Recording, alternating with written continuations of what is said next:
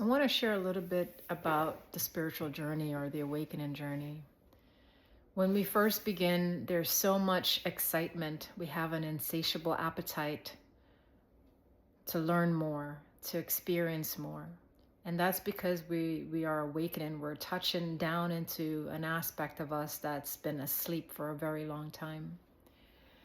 And as we go along in the journey, we might begin to have experiences and psychic experiences, which every human being have the ability to have because it's part of who we are, right? We're multidimensional beings.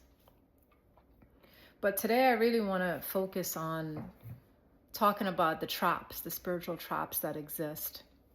And I've experienced this in the different iterations throughout my journey.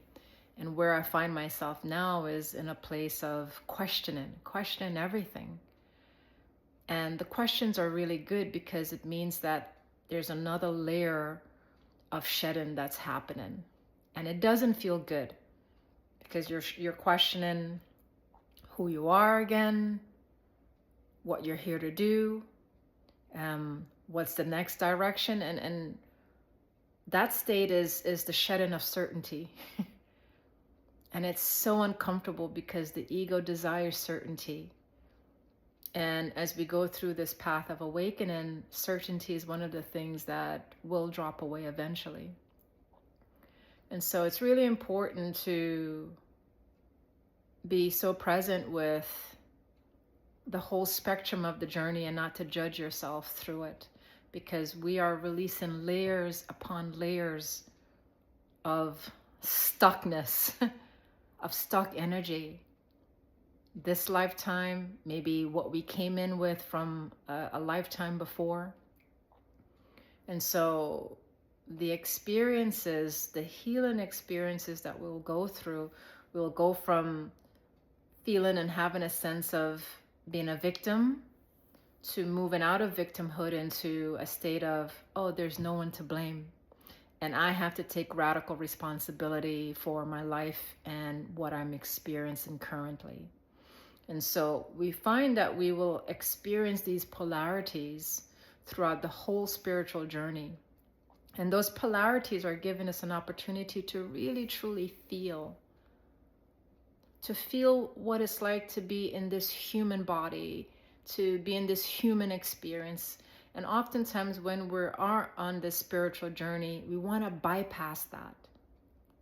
We want to bypass being human. And that's a sign that the spiritual journey that you're on hasn't matured yet.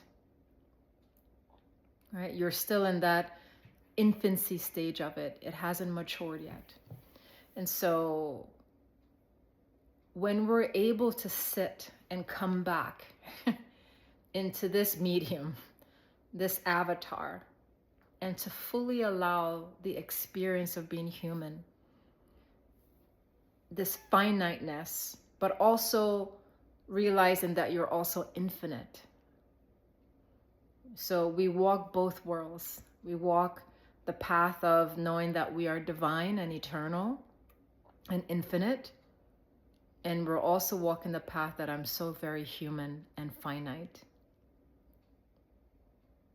And it's humbling because now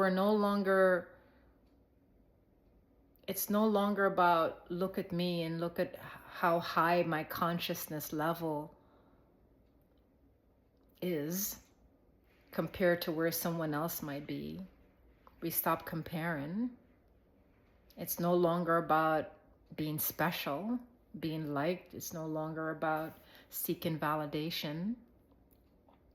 It's simply about arriving in the simplicity of being.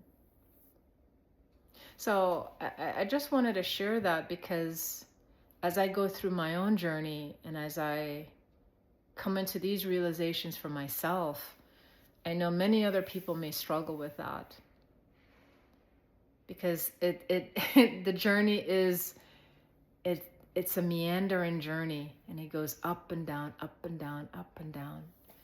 And sometimes it confuses us. Sometimes it vexes us, but that's the part, that's the whole part of it, is to bring up all of these different energies that we keep inside. And why we want to stay in these high elevated states, it's because we don't want to touch ground in the things that are really irking us, or things that we actually need to feel. And in feeling them, we release them. Just by feeling it, we release it. We step into a new stream of awareness with ourselves, that it was never about good, bad, right, wrong. Simply about, can I be here with the entire unfolding of my life? Can I be a witness to that? Can I accept it? Can I acknowledge it?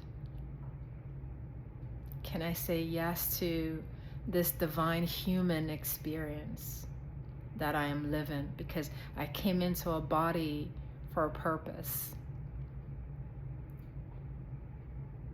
And that purpose is simply to understand, to grow deeper in love. It was never to put ourselves above someone else. And there goes a dog. That's my cue. Sending you love.